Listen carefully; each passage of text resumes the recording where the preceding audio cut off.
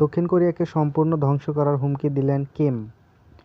দক্ষিণ কোরিয়ার সঙ্গে আলোচনার পথ বন্ধ করে দিয়েছেন উত্তর কোরিয়ার নেতা কিম জং উন।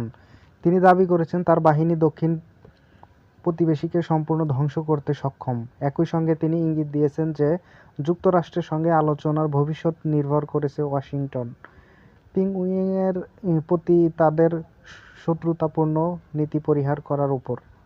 বুধবার 25শে ফেব্রুয়ারি ক্ষমতাসীন ওয়ার্কার্স পার্টি অব কোরিয়ার ডব্লিউপিকে গুরুত্বপূর্ণ বৈঠক শেষে কিম বলেন, যদি ওয়াশিংটন সংবিধানে বর্ণিত আমাদের দেশের বর্তমান মর্যাদাকে সম্মান করে এবং তাদের শত্রুতাপূর্ণ নীতি প্রত্যাহার করে, তবে যুক্তরাষ্ট্রের সঙ্গে আমাদের সুসম্পর্ক না থাকার কোনো কারণ নেই।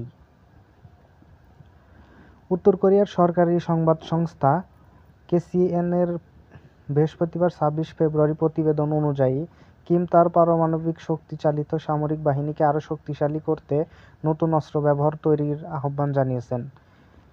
কেসিএনএ জানায়, কিম এমন আন্তঃমহাদেশীয় আইসিবিএম ব্যালিস্টিক ক্ষেপণাস্ত্রের উপর জোর দিয়েছেন, যা পানির নিচ থেকে উৎক্ষেপণ করা যায়। এছাড়া তিনি দক্ষিণ কোরিয়াকে লক্ষ্যবস্তু বানাতে সক্ষম এমন কৌশলগত পারমাণবিক অস্ত্র যেমন আর্টিলারি এবং স্বল্প পাল্লার ক্ষেপণাস্ত্রের ভান্ডার বাড়ানোর নির্দেশ দিয়েছেন।